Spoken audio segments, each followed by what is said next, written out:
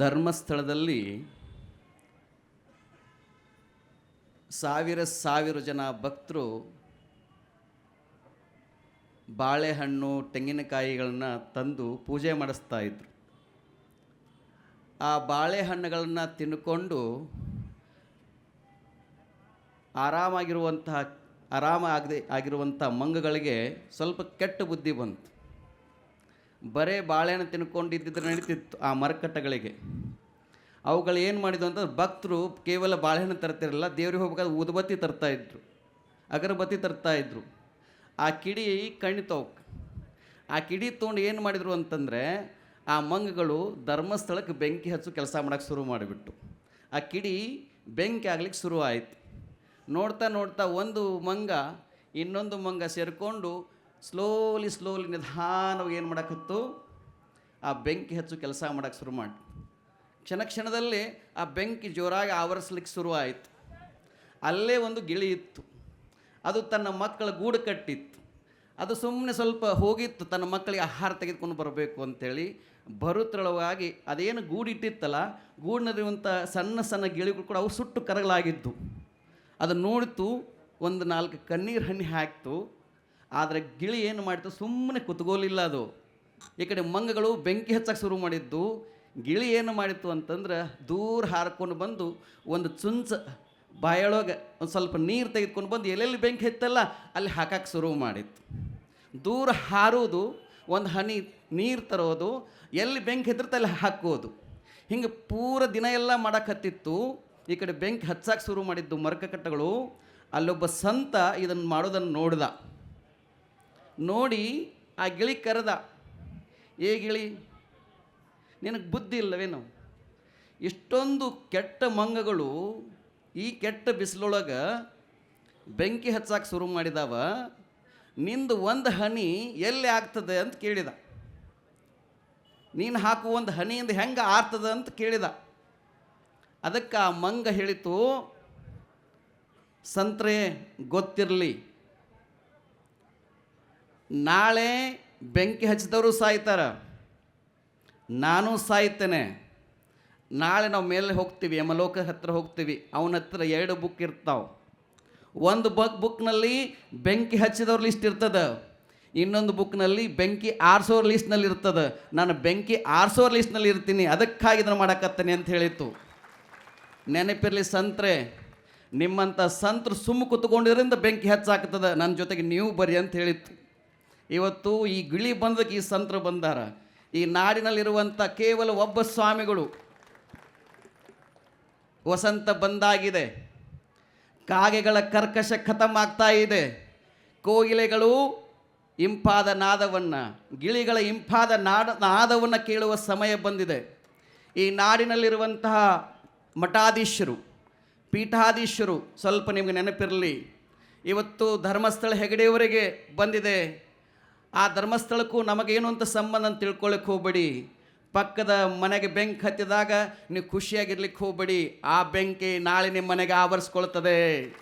ಇವತ್ತು ಧರ್ಮಸ್ಥಳಕ್ಕೆ ಬಂದಿದೆ, ಕೆಲವು ದಿನಗಳಿಂದ ಶನಿ ಶಿಗ್ನಾಪುರಕ್ಕೆ ಬಂತು, ನಿಮಗೆಲ್ಲ ಗೊತ್ತಿದೆ. ಈಗ ಅಯ್ಯಪ್ಪ ಸ್ವಾಮಿಯಿಂದ ಅಣ್ಣಪ್ಪ ಸ್ವಾಮಿ ಹತ್ತಿರ ಬಂದಿದ್ದಾರೆ ಅವರು. ಅದಕ್ಕೆ ಈ ಸಂದರ್ಭದಲ್ಲಿ ನಾವು ಸುಮ್ಮ ಕೂತ್ಕೊಳ್ಳುವಂಥ ಜಾಯಮಾನ ಆಗಬಾರದು.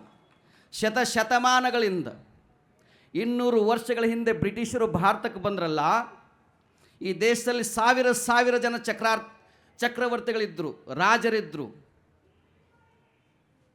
ಎಲ್ಲ ಬ್ರಿಟಿಷರು ಏನು ಮಾಡಿದರು ಅಂತಂದ್ರೆ, ಚಕ್ರವರ್ತಿಗಳನ್ನೆಲ್ಲ ಗುಲಾಮ್ ಮಾಡಿಬಿಟ್ರು. ಕಿತ್ತೂರು ಚೆನ್ನಮ್ಮ ಬ್ರಿಟಿಷರ ವಿರುದ್ಧ ಹೋರಾಟ ಮಾಡಿದಳಲ್ಲ, ಮೊದಲೇ ಗೆದ್ದಳಲ್ಲ. ಗೆದ್ದಾಗ ಅವ್ರ ಜೊತೆ ಯಾರಿದ್ರು? ಕೇವಲ 284 ಹಳ್ಳಿಗಳ ಸಣ್ಣ ಒಂದು ಆಸ್ಥಾನ. ಅವಳು ಯಾರು ನಂಬಿದಳು ಅಂತಂದರೆ, ಸೂರ್ಯ ಮುಳುಗದ ಸಾಮ್ರಾಜ್ಯಕ್ಕೆ ಚಾಲೆಂಜ್ ಮಾಡಬೇಕಾದ್ರೆ ಅವ್ರ ಹತ್ತಿರ ಸಂಗೊಳ್ಳಿ ರಾಯನ ಇದ್ದ, ಒಡ್ಡರ ಯಲ್ಲಪ್ಪ ಇದ್ದ, ಅಮಟೂರು ಬಾಳಪ್ಪ ಇದ್ದ. ಹಾಗಾಗಿ ಮೊದಲ ಯುದ್ಧ ಗೆದ್ದಳು. 2ನೇ ಯುದ್ಧ ಸೋತಳು. ಯಾಕಪ್ಪ ಅಂತಂದರೆ, ಯಾರಿಂದ ಸೋತಳು? ಬ್ರಿಟಿಷರು ಅವಳನ್ನ ಸೋಲಿಸೋಕ್ಕಾಗ್ತಿರ್ಲಿಲ್ಲ. ಅವಳ ಜೊತೆಗಿದ್ದವರೇ ಮಲ್ಲಪ್ಪ ಶೆಟ್ಟಿ ಅಂತವರು ಯಾವ ಯುದ್ಧ ಮಾಡುವಾಗ ಗಣ್ಣಗಳ ಪೌಡ್ರ್ ಹಾಕೋ ಬದಲು ಸಗಣಿ ತುಂಬಿಟ್ರು. ಇವತ್ತು ಧರ್ಮಸ್ಥಳದ ಮಲ್ಲಪ್ಪ ಶೆಟ್ಟಿ ಯಾರಂತ ಈಗಾಗಲೇ ಎಲ್ಲರಿಗೂ ಗೊತ್ತಾಗಿದೆ. ಆ ಮಲ್ಲಪ್ಪ ಶೆಟ್ಟಿ ಅಂತ ಎಲ್ಲರಿಗೆ ಅವರ ಬತ್ತಲೆ ಆಗುವ ಸಮಯ ಬಂದದ. ಆ ಕಾರಣಕ್ಕಾಗಿ ಇದು ಗುಲಾಮಗಿರಿಯ ಕಾಲ ಮುಗಿದು ಹೋಯಿತು. ಒಬ್ಬ ಚಕ್ರವರ್ತಿ ಬಂದದನ. ಈ ಚಕ್ರವರ್ತಿ ಏನು ಮಾಡಕತ್ತನ? ಅವನು ಒಬ್ಬನೇ ಹಾಕಲ್ಲ, ಇದು ಎಲ್ಲರೂ ಚಕ್ರವರ್ತಿ ಆಗುವ ಕಾಲ ಬಂದದ. ನಮ್ಮನ್ನು ಯಾರು ಉಳಿಸ್ತಾರಂತ ತಿಳ್ಕೊಳಕ್ಕೆ ಹೋಗಬೇಡಿ, ನಮ್ಮನ್ನು ನಾವೇ ಉಳಿಸ್ಕೋಬೇಕಾಗಿದೆ. ಈ ಸಂದರ್ಭದಲ್ಲಿ ವೀರೇಂದ್ರ ಹೆಗಡೆಯವರು ಭಾಳ ಜನ ಸ್ವಾಮೀಜಿಯವರು ಕೇಳಿದರು, ಯಾಕೆ ಸ್ವಾಮೀಜಿ, ಯಾವ ಸ್ವಾಮೀಜಿ ಮಾತಾಡ್ತಾ ಇಲ್ಲ, ನೀವೇ ಸುಮ್ಮನೆ ಯೋಗ ಮಾಡಿಕೊಂಡು ಆರಾಮಿರೋ ಬದಲು ಒಂದು ಕರ್ನಾಟಕದ ಒಂದು ದೊಡ್ಡ ಪೀಠದ ಪೀಠಾಧ್ಯಕ್ಷರಾಗಿ ಇರೋ ಬದಲು ಯಾಕೆ ನೀವು ಇದೆಲ್ಲ ಯಾಕೆ ಬೇಕು ಅಂತ ಕೇಳಿದರು. ನಾನು ಹೇಳಿದೆ, ನನಗೂ ಧರ್ಮಸ್ಥಳಕ್ಕೂ ಭಾಳ ನಂಟದ ಅಂತ ಕೇಳಿ. ಅದೇನು ಅಂತ ಕೇಳಿದೆ ನಾನು. 2003ನೇ ಇಸವಿಯಲ್ಲಿ ಇವತ್ತು ಇಳಕಲ್ಲದ ಮಹಾನ್ ತಪ್ಪುಗಳಂತಿದ್ದಾರೆ, ಅವರಿಗೆ ಕಾಯಿಲೆ ಬಂತು. 1 ವರ್ಷ ರಾಜ್ಯದಲ್ಲಿರುವಂಥ ಎಲ್ಲ ವೈದ್ಯರಿಗೆ ತೋರಿಸಿದರು, ಆ ಕಾಯಿಲೆ ಗುಣಮುಖ ಆಗಲಿಲ್ಲ. ಕೊನೆಗೆ ಅವರನ್ನು ಕರ್ಕೊಂಡು ಹೋಗಿದ್ದೆಲ್ಲಪ್ಪ ಅಂತ ಧರ್ಮಸ್ಥಳದ ಶಾಂತಿವನಕ್ಕೆ. ನಾನು ಅವ್ರ ಸೇವೆ ಮಾಡ್ತಾ ಇದ್ದೆ. ಆಗ ಯೋಗವನ್ನು ನನ್ನ ಪಾಡಿಗೆ ನಾನು ಮಾಡ್ಕೊಂಡಿದ್ದೆ, ಅದನ್ನು ಯೋಗವನ್ನು ಪ್ರೊಫೆಷನಾಗಿ ತೆಗೆದುಕೊಂಡಿರಲಿಲ್ಲ. 15 ದಿನ ಆ ಶಾಂತಿ ವನದೊಳಗಿದ್ದಾಗ ಅಲ್ಲಿಯ ವಾತಾವರಣ, ಅಲ್ಲಿಯ ಸೇವೆ, ಆ 15 ದಿನದಲ್ಲಿ ಅವರು ಕೊಟ್ಟಂಥ ಟ್ರೀಟ್ಮೆಂಟಿಂದ ನಮ್ಮ ಸ್ವಾಮೀಜಿಯವರು ತುಂಬ ಚೆನ್ನಾಗಿ ಆದರು, ತುಂಬ ಹೆಲ್ದಿ ಆದರು. ದಿನಕ್ಕೆ 20 ಗುಳಿಗೆ ಅಂತ ಇದ್ದದ್ದು 15 ದಿನದಲ್ಲಿ ಎಲ್ಲ ಗುಳಿಗೆ ನಿಲ್ಲಿಸಿಬಿಟ್ರು.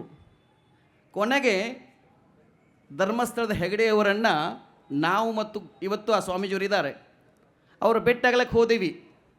ಆವಾಗ ಹೆಗಡೆಯವರು, ಸ್ವಾಮೀಜಿಯವರು ನನ್ನ ಪರಿಚಯ ಮಾಡಿಸ್ಕೊ, ಇವರು ಭಾಳ ಚಂದ ಯೋಗ ಪ್ರಾಕ್ಟೀಸ್ ಮಾಡ್ತಾರೆ ಅಂತಂದರು. ಆವಾಗ ಧರ್ಮಸ್ಥಳದ ಹೆಗಡೆಯವರು ನನಗೆ ಹೇಳಿದ್ದು ಇನ್ನೂ ನನಗೆ ನೆನಪಿದೆ. 2003ನೇ ಇಸವಿಯಲ್ಲಿ ಅವರು ಹೇಳಿದ್ದು,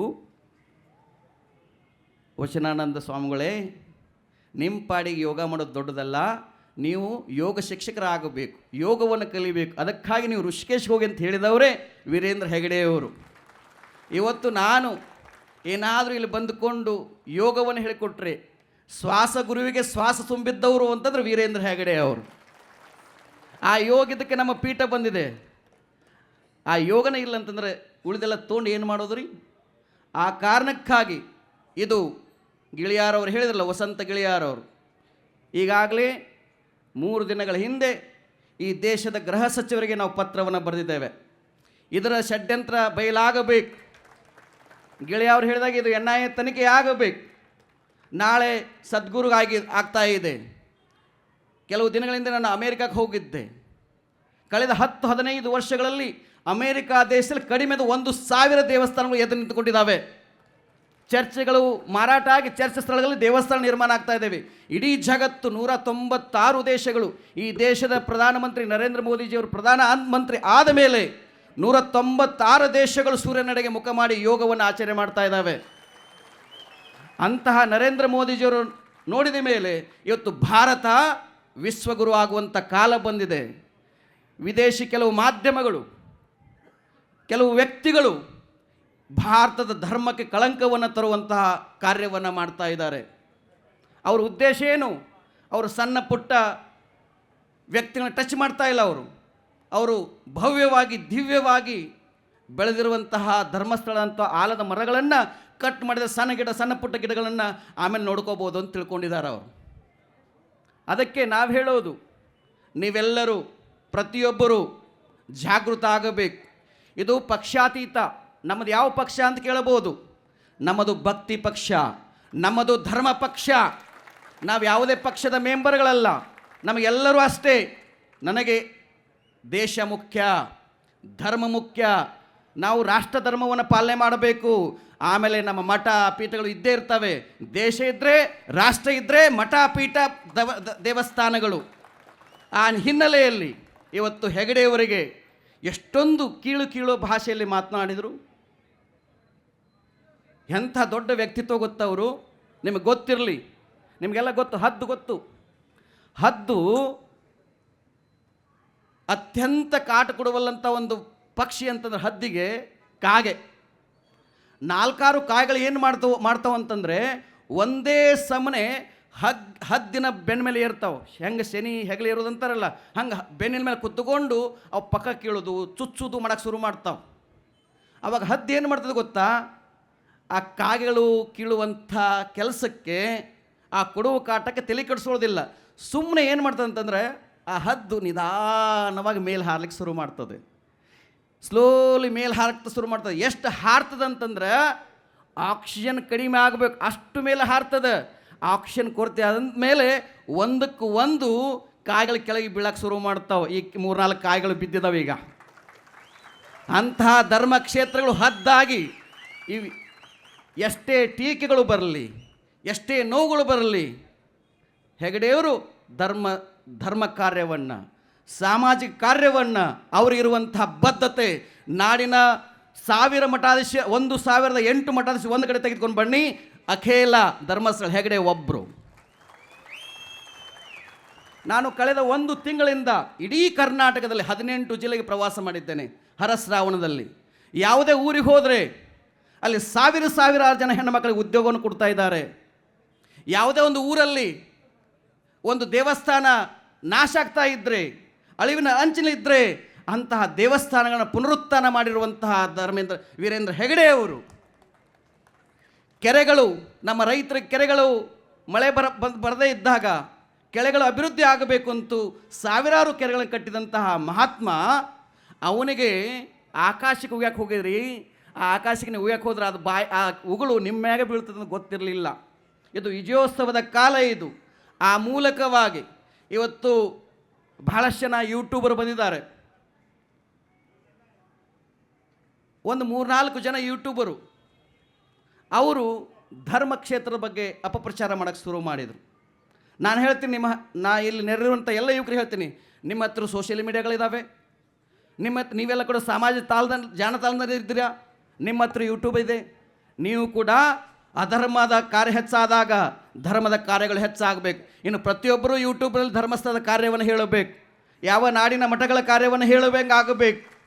ಇವತ್ತು ಅಲ್ ಜಜೀರಾ ಅನ್ನುವಂಥ ಒಂದು ಚಾನಲ್, ವಿದೇಶಿ ಚಾನಲ್, ಅದು ಧರ್ಮಸ್ಥಳದ ಬಗ್ಗೆ ಒಂದು ಡಾಕ್ಯುಮೆಂಟ್ ಮಾಡ್ತದೆ. ಇದರ ಅರ್ಥ ಏನಿದು? ಇವತ್ತು ಕರ್ನಾಟಕದಲ್ಲಿ ಚಿಕ್ಕಮಗಳೂರು, ಶಿವಮೊಗ್ಗ, ಕರಾವಳಿ ಭಾಗದಲ್ಲಿ ಮೊದಲು ಹೇರಳವಾಗಿ ಧರ್ಮಾಂತರ ಕಾರ್ಯ ನಡೀತಾ ಇತ್ತು. ಇವತ್ತು ಅದು ನಿಂತಿದೆಯಲ್ಲ, ಇವರಿಗೆ ಆದಾಯ ನಿಂತಿದೆ, ವಿದೇಶಿಯಿಂದ ಬರ್ತಾ ಇರುವಂಥ ಆದಾಯ ನಿಂತಿದೆ ಮೋದಿಜಿಯವರು ಬಂದ ಮೇಲೆ. ಅದಕ್ಕೆ ಈ ವಾಮ ಮಾರ್ಗವನ್ನು ಹಿಡಿದಾರೆ.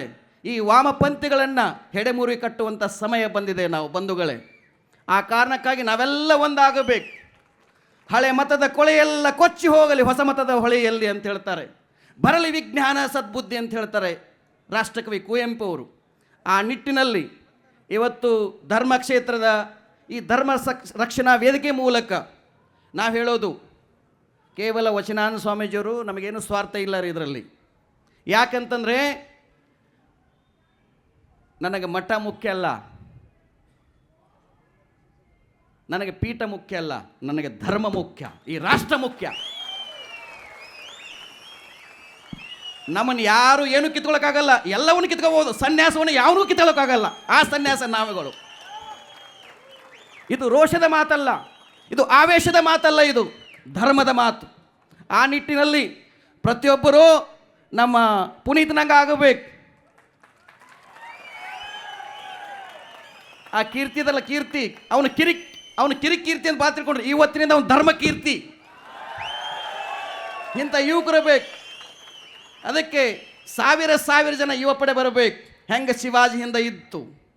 ಹಿಂದೆ ನಮ್ಮ ದೇಶದಲ್ಲಿ ಗಜನಿ ಮೊಹಮ್ಮದ್ ಬಂದ, ನಮ್ಮ ದೇವಸ್ಥಾನ ನಾಶ ಮಾಡ್ಲಿಕ್ಕೆ ಶುರು ಮಾಡಿದ. ಈ ನಾಶ ಮಾಡುವಂಥ ಸಂದರ್ಭದಲ್ಲಿ ರಾಜರಿದ್ರಲ್ಲ, ಆ ರಾಜರು ದೇವಸ್ಥಾನದ ಮೇಲೆ ದಾಳಿ ನಡೆದಾಗ ಯುದ್ಧ ಮಾಡಬೇಕು ಮಾಡಬಾರ್ದು ಅಂತೇಳಿ ಪುರೋಹಿತರದ್ದು ಕೇಳಿದ್ರಂತೆ. ಇದು ಮುಹೂರ್ತ ಸರಿ ಇದೇನ್ರಿ, ಚೆಕ್ ಮಾಡಿರಿ, ಈಗ ಯುದ್ಧ ಮಾಡಬಹುದು ಅಂಥೇಳಿ. ಇವರು ಮುಹೂರ್ತ ಕೇಳುವಾಗ ಎಲ್ಲ ದೋಷ ಹೋಗಿಬಿಟ್ಟಿದ್ರು. ಅವರು ಉಳಿದಿದ್ದೇನು, ಚಕ್ರವರ್ತಿಗಳೆಲ್ಲ ಗುಲಾಮರಾಗಿಬಿಟ್ರು. ಇವತ್ತು ಮತ್ತೆ ಗುಲಾಮಗಿರಿಯಿಂದ ಚಕ್ರವರ್ತಿ ಆಗುವ ಕಾಲ ಬಂದಿದೆ. ಪ್ರತಿಯೊಬ್ಬರಲ್ಲಿ ಚಕ್ರವರ್ತಿ ಅನ್ನೋದು ಒಂದು ಥಾಟ್, ಅದು ವ್ಯಕ್ತಿ ಅಲ್ಲ, ಅದೊಂದು ವಿಚಾರ ಆಗಬೇಕು. ಗಿಳಿ ಅನ್ನೋದು, ವಸಂತ ಅನ್ನೋದು ಅದು ವ್ಯಕ್ತಿ ಅಲ್ಲ, ಅದೊಂದು ವಿಚಾರ ಆಗಬೇಕು. ಅದಕ್ಕೆ ಭಗತ್ ಸಿಂಗ್ ಹೇಳಿದ್ದು, ನೀವು ನನ್ನನ್ನು ಸಾಯಿಸ್ಬೋದು, ನನ್ನೊಳಗಿರುವಂಥ ಶಕ್ತಿಯನ್ನು, ನನ್ನ ವಿಚಾರಗಳನ್ನು ಯಾವತ್ತೂ ಸಾಯಿಸೋಕ್ಕಾಗಲ್ಲ. ನಾವು ಸಾಯ್ತೀವಿ, ನೀವು ಸಾಯ್ತೀವಿ, ಆದರೆ ನಾವೆಲ್ಲರೂ ಸತ್ರು ಚಿಂತೆ ಇಲ್ಲ. ಧರ್ಮ ಕ್ಷೇತ್ರಗಳು, ಧರ್ಮ ಉಳಿಬೇಕು, ಅಂದರೆ ದೇಶ ಉಳಿದ ಹಾಗೆ. ಎಲ್ಲರಿಗೂ ನಮಸ್ಕಾರ.